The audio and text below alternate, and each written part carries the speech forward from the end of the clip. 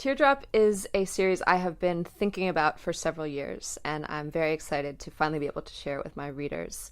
It started because I was living in Northern California, and our local lake was a former valley that had a town in the bottom of it that had been flooded out to create this lake.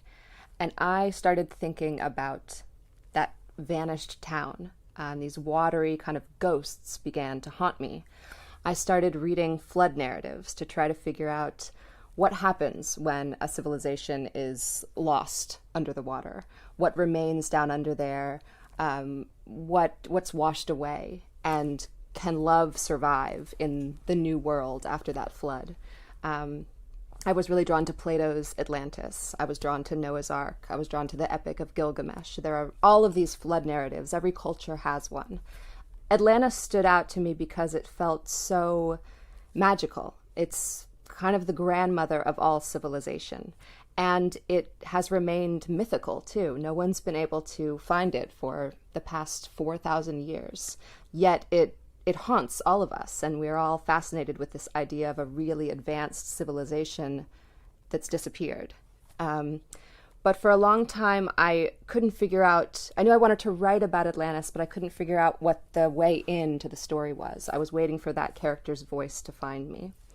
And one day I was crying, doesn't matter about what, but I was talking to my husband, and I couldn't make him understand how I was feeling. And at a certain point in the conversation, the words failed us. And he reached out and he put his finger into the corner of my eye and touched the teardrop that was about to fall.